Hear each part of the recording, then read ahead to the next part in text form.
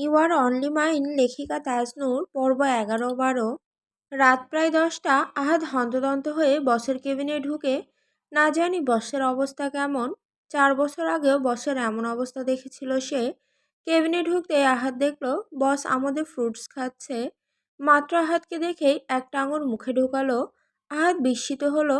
মাত্রই তো nurse doctor একাকার হয়ে এই রুমে দৌড়াদৌড়ি করছিল। বসের অবস্থা আশঙ্কাজনক বলে রোগীদের মধ্যে চাপা উত্তেজনা, শহরের সবচেয়ে বড় ও পাওয়ারফুল মাফিয়া বলে কথা। আহাদ বলল, এসব কি বস? আরশি না পেলে কামড় দিতে দিতে বলল, কিছু না, জাস্ট মিস মারোয়াকে একটা ঝাটকা খাওয়ানোর দরকার ছিল। আমাদের যখন কোনো কিছু নিয়ে কনফিউশন থাকে তখন আমরা দ্বিধা কাটিয়ে উঠতে পারি না, আর তখন দরকার কারো সৎ উপদেশ। আর মিস মারোয়ার উপলব্ধি করার দরকার ছিল। ভালো না বাসলেও আমি কিছুটা হলেও মারোয়ার মনে সফট কর্নার করতে পেরেছি, যা জীবনসঙ্গী হিসেবে মেনে নেওয়ার জন্য যথেষ্ট। এটা মারোয়া বুঝে উঠতে পারছিল না। আমার প্রতি ওর একটু একটু করে অনুভূতি হচ্ছে, তাই এমনি তো জখম হয়েছি, এখন এর সদ্ব্যবহার করছি। তাতে যদি আমার গুরুত্ব মিস 18 ইয়ার্স ওল্ড বোঝে, না হয় এর চেয়েও বড় বড় আঘাত সহ্য করার ক্ষমতা এই মাফিয়া আশ্বিনের আছে। আহাত শুধু শুনে গেল। এর মধ্যে একটা গার্ড হন্তদন্ত হয়ে এসে বলল, বস ম্যাডামকে খুঁজে পাচ্ছি না। আশ্বিনের হাত থেকে আপেল পড়ে গেল। সে উঠতে নিলে ডাক্তার নিষেধ করতেই আশ্বিন রক্তচক্ষু নিয়ে বলল, আশ্বিন আনোয়ারকে বাধা দেবার মতো কলিজা এখনো কারো হয়নি। মারোয়াকে একটা চেয়ারে বেঁধে রাখা হয়েছে রিদমের বাড়ির ড্রয়িং রুমে। এর অবস্থা সব ভেঙে চুরে নাজেহাল। এর মধ্যেই রিদমের অত্যাচারের শিকার হয়েছে সে। রিদম তার সামনেই দুপা মেলে বসলো। বলল, তোকে জানে মেরে ফেলার ইচ্ছে হলে কখনো করিনি। বন্দি করে রেখেছি, খেতে দিয়েছি, পড়তে দিয়েছি, বাচ্চা দিয়েছি, রানীর হালে রেখেছি। তুই শালি আমার সাথে বেইমানি করেছিস, অনাথের বাচ্চা। কত বড় কলিজা তোর! আশ্বিনের সাথে থেকে এসেছিস তুই, সঙ্গে আমার মেয়েটাকেও নিয়ে গেলি। মারোয়ার চোখ বুজে আসছে, এক একটা থাপ্পড় তার গাল ছিঁড়ে যাচ্ছে। এই পুরুষটা শুরু থেকেই এমন অমানবিক অত্যাচার করে আসতে মারোয়ার দুর্বল বলে। এখন তো মরবেই। তবে মারোয়ার ভয় কিসের? সে বহু কষ্টে ভঙ্গুর গলায় বলল, বেইমানি আমি কখনো করিনি, ওটা আপনার স্বভাব। আপনি আমায় কখনোই রানীর হালে রাখেননি। আমায় শারীরিক মানসিকভাবে বরবাদ করেছেন। আর রইল বাচ্চার কথা, এত সাধু সাজছেন কেন? আপনি শুরু থেকেই বলে এসেছেন জুবিন আপনার ভুল ছিল, এখানে সব দোষ আমার। এজন্যই প্রতিনিয়ত শাস্তি দিয়েছিলেন আমায়। গর্ভাবস্থায় খেতেও দেননি। আপনি বিবাহিত কথাটা ছড়িয়ে না পড়লে আপনি আমাকে ও জুবিনকে রাতের আধারে মেরে ফেলার হুকুমও দিয়েছিলেন। আর রইল আশ্বিনের কথা, আমি ওনার সাথে নয়, ওনার বাসায় থেকেছি। উনি আপনার মতো শরীর লোভী নয়। দিনের অর্ধেকটা সময় উনি বাড়িও থাকতো না। আমায় যথেষ্ট সম্মানের সঙ্গে রেখেছেন। রিদম এবারে থাপ্পড়টাও বেশ জোরে দিল। যন্ত্রণায় মারোয়া চিৎকার করে উঠল। রিদম এবার তার রিভলভার মারোয়ার মাথায় ঠেকিয়ে বলল, তাহলে তোর কোনো বেঁচে থাকার অধিকার নেই। আমি তোকে আশ্বিনের হতে দেব না। তোকে আমার কাছে বন্দি করে আশ্বিন রাখতেও দেবে না। যে করেই হোক খুঁজে বের করবে তোকে, তাই তোর মরে যাওয়াই ভালো।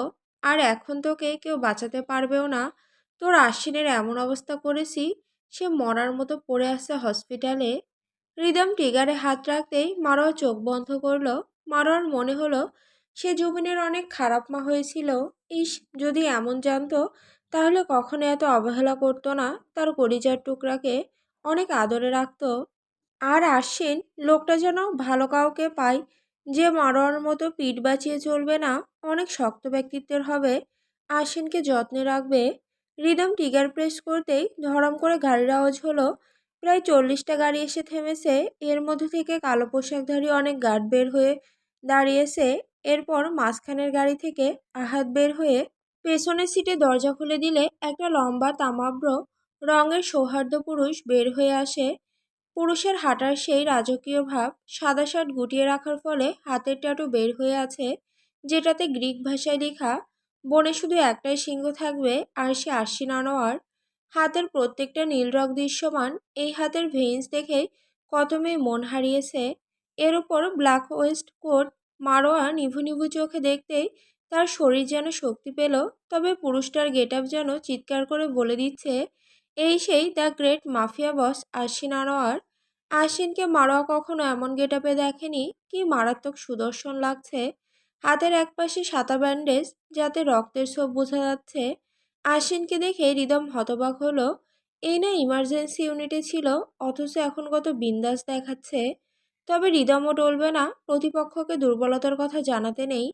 আশ্বিন এসেই হাঁটু গেড়ে বসে মারোয়ার মাথায় হাত বুলিয়ে দিল।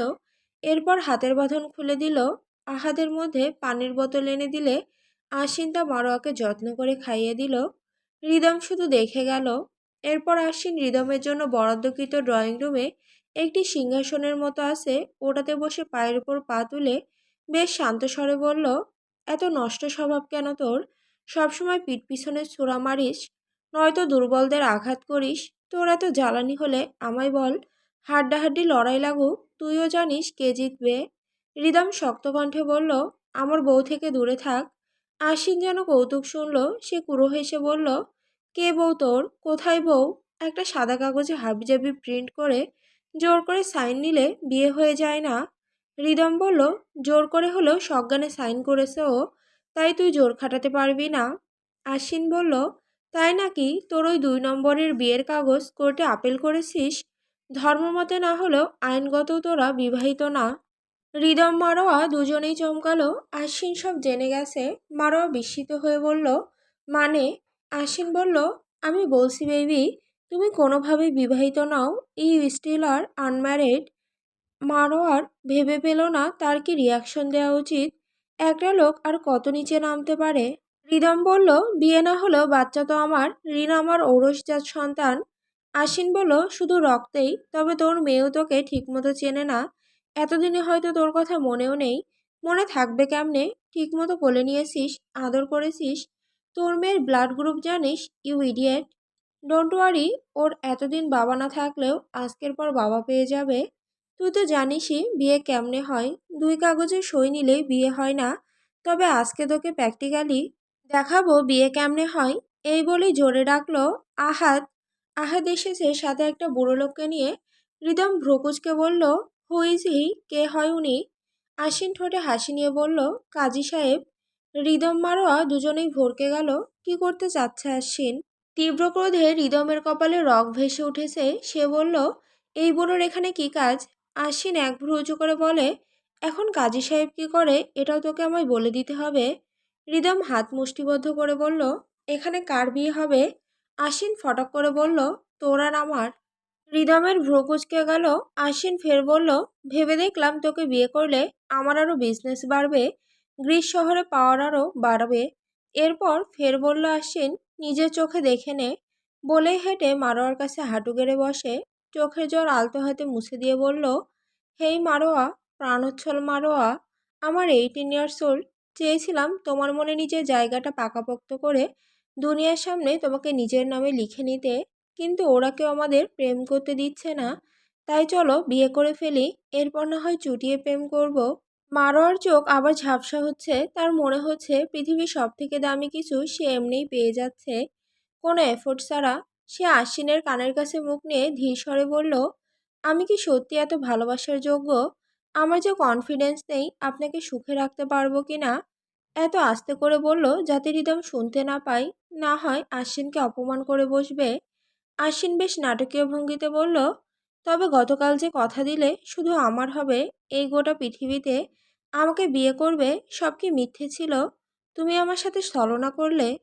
এরপর পকেট থেকে ডায়মন্ড রিং বের করে কণ্ঠে জোর দিয়ে বলে, বলো মিস 18 ইয়ার্স ওল্ড, জুবিনের মাম্মা হবে না আমার? এই পৃথিবীতে ভালোভাবে বেঁচে থাকার জন্য হলেও তোমার আমাকে লাগবেই।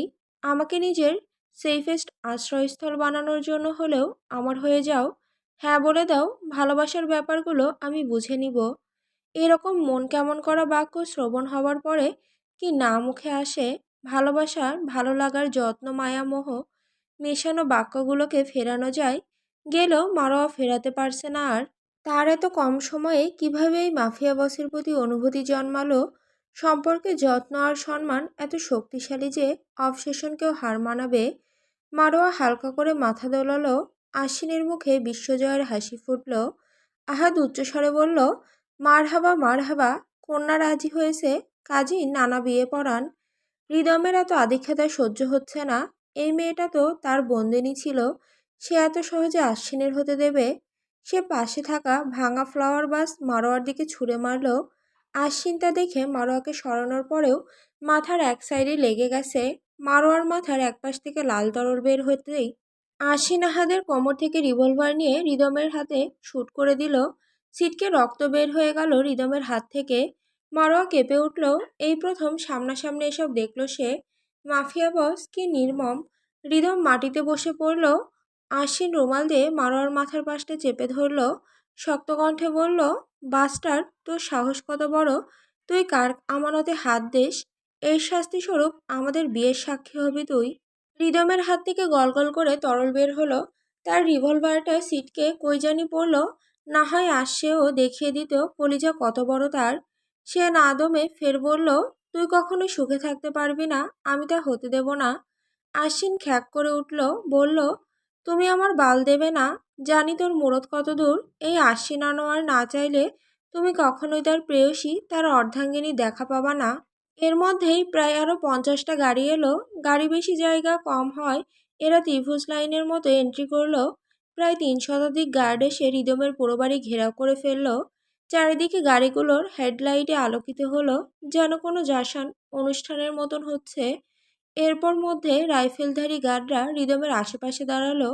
সামনের গাড়ি থেকে সমানেই মাশাল ও ট্যাটুকৃত বডির লোকেরা একে একে এসে রিদমের ড্রয়িং রুমের সোফায় এসে বসলো। রিদম এক একজনের চেহারা দেখতে কথা হারিয়ে ফেলল। পুরো আন্ডারওয়ার্ল্ডের বিখ্যাত 7 মাফিয়া, ইটালি মাফিয়া জুইলুকা, আমেরিকার মাফিয়া আলেকজান্ডার, অ্যাথেন্সের মাফিয়া রেইন, রোমের মাফিয়া অ্যালেন, স্পেনের মাফিয়া লুকাম, কোরিয়ার মাফিয়া সেইনন, ইংল্যান্ডের মাফিয়া রেইন, যাদের নামে পুরো শহর কাঁপে। এর মধ্যে একজন ইটালিয়ান মাফিয়া জেলুকা, যেমন সুদর্শন তার চেহারা, তার নিঠুর তার হাত। কত হাজার খুন সে করেছে। রিদম বহু কষ্টে তার সাথে যোগাযোগ করতে পেরেছিল মারোয়া আর রিনাকে ইটালিতে পাঠানোর জন্য। আর এরা আশ্বিন কিনা এদের সাথে। আশ্বিনের হাত এত লম্বা। আশ্বিন একে একে সবার সাথে কুশল বিনিময় করলো। এরপর মুচকি হেসে বলল, বলেছিলাম না প্র্যাকটিক্যালি বিয়ে কাকে বলে শিখিয়ে দিব। দেখ, তোর মতো বিয়ের ভয় নয়, বরং পুরো মাফিয়া ওয়ার্ল্ডের সবার সামনে জুবিনের মাম্মাকে নিজের করছি, ইনক্লুডিং ইউ। যে তোর কাছে বন্দিনী ছিল, রাগ মেটানোর জিনিস ছিল, সে আমার কাছে আমার আমানত, সে আমার বউ হবে। এর মধ্যে আহাদ একটা লাল টকটকে সুন্দর কারুকার্যের বক্স আনলো। ওটা খুলতে লাল টকটকে একটা ওড়না দেখা গেল, যাতে খুব সুন্দর করে স্টোন ওয়ার্ক করা, যা 90 দশকের বউদের মধ্যে ট্রেন্ডিংয়ে ছিল। এটা নাকি আশ্বিনের নানির ছিল।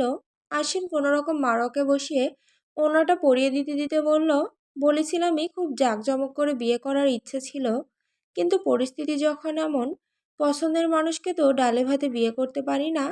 তাই একটু যত্ন মেশানো থাকুক, যাতে পৃথিবীর ইতিহাসে লেখা হোক এই প্রথম কোনো মাফিয়া তার ফোর্স খাটালেও জোর না করে বিয়ে করেছে। আবারও বলছি, জুবিনের মাম্মা আমার হবে তো? কবুল বলবে তো? এই বিয়েতে জুবিন নেই। এই মারকাটারি পরিবেশ বাচ্চাটার জন্য উপযুক্ত নয়। তবু আমি কথা দিচ্ছি সর্বোচ্চ চেষ্টা করব ওকে বাবার ভালোবাসা দেবার। মারোয়া মাথা নিচু করে একাধারে চোখের জল ফেলছে। যা সে এতদিন যা অদিষ্ট মনে করে এসেছে, তা এখন বাস্তবে হচ্ছে। খোলা চুলে লাল ওড়নায় এই মিস 18 ইয়ার্স ওল্ডকে এত সুন্দর লাগছে আশ্বিনের। নীরবতা সম্মতির লক্ষণ। আশ্বিন এবার রিদমের দিকে তাকিয়ে বলল, কাজী সাহেব বিয়ে পড়ান।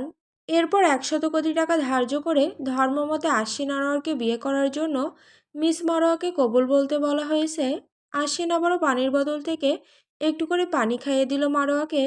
মারোয়া এরপর আশ্বিনের চোখের দিকে তাকালো। এতদিন নজর মেলাতে না পারলেও মারোয়া এবার তাকিয়ে রইল এই ধূসর চোখের দিকে। সেই চোখে দেখতে পেল এক আকাশ সমান যত্ন, ভালোবাসা, মোহ আর অপেক্ষা নিয়ে লোকটা তার সম্মতি শুনতে চাইছে। মারোয়া ওই চোখের দিকে তাকিয়ে বলে দিল পৃথিবীর বুকে অতি চমৎকার শব্দ, কবুল 3বার। আশ্বিনকে কবুল বলার জন্য বলার আগেই সে এক নিঃশ্বাসে 3বার কবুল বলে দিল, যেন 1 সেকেন্ড দেরি করলে বিপদ হবে। সবাই হেসে উঠল। আহাদ হেসে বলল, ভাই আস্তে, আমরা মিস মারোয়াকে পালাতে দেব না তো। সব মাফিয়ারা একে একে অভিনন্দন জানালো আশ্বিনকে। অতঃপর হয়ে গেল পৃথিবীর বুকে সব থেকে ধৈর্য ধরা, সারা শরীরে ব্যান্ডেজ নিয়ে আর সাদা রঙের গাউনে রক্ত মাখামাখি এবং ভঙ্গুর শরীর নিয়ে মারোয়া ও আশ্বিনের বিয়ে। এর মধ্যে গার্ডরা একে একে 30-এর অধিক ব্রিফকেস এনে মারোয়ার সামনে রাখলো। মারোয়ার দেনমোহর। মারোয়া এই দেখে হালকা হাসলো। তার গাল ব্যথা করছে এখনো, সে এখনো অনাথ। দুর্বল মারোয়া নয়, গ্রিক শহরের দ্য গ্রেট মাফিয়ার বউ। তবে শরীরের ভার আর রাখতে পারছে না মারোয়া। সবসময় দূরত্বে থাকা আশ্বিন আর দূরত্বে থাকলো না, এসেই মারোয়াকে কোলে তুলে নিল। এরপর সব মাফিয়াদের উদ্দেশ্যে বলল, I am so glad that all you have come here to support me in that regret I the Ashwin Anwar will not forget this immense superabundance. Whenever you need me, I will try my best to reach to you. এরপর হৃদমের দিকে তাকিয়ে বলল, তোর সাথে আমার শত্রুতা হলেও মারোয়াকে আমি মারতে গেলেও সবার চোখে এখনো মনে হতে পারে তোর বউকে আমি জোর করে নিজের করেছি। কিন্তু তোর যদি একটু অনুভূতি, সিনসিয়ারিটি থাকতো, আমি মারোয়ার দিকে চোখ তুলে তাকাতাম না।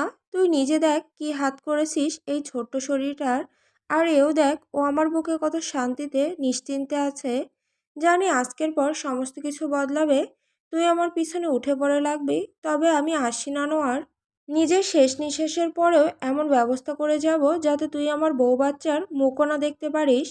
এরপর আশ্বিন গটগট পায়ে চলে গেল। ওর পরে একে একে সবাই যেমন জুলুস করে এসেছিল ওভাবেই চলে গেল। রেখে গেল হৃদমকে একা। হৃদম এক দৃষ্টিতে মারোয়ার যে রুমে থাকতো সেই রুমের দিকে এক দৃষ্টিতে তাকিয়ে রইল। এত বছর কোনো কিছু না হলেও আশ্চর্যজনকভাবে হৃদমের খুব খালি খালি লাগছে বুকের বাঁ পাশে। তার অনুভূতি এত ধোঁয়াশে কেন? এর মধ্যে নয়ন দৌড়ে এলো। সে মূলত আশ্বিনের ভয়ে লুকিয়েছিল। বেইমানি তো হৃদম একা করেনি, সেও করেছে বসের সাথে। নয়ন ডাক্তার কল করেছে, এখন হৃদমের হাতে কাপড় চেপে ধরেছে। নয়ন বলল, এবার কি করবেন বস? হৃদম বলল, আশ্বিনের চিন্তা আমি করি না, কারণ ওর ধ্বংস নিয়ে এসেছে অন্য কেউ। নয়ন বলল, কে? হৃদম বলল, আশ্বিনের বাবা।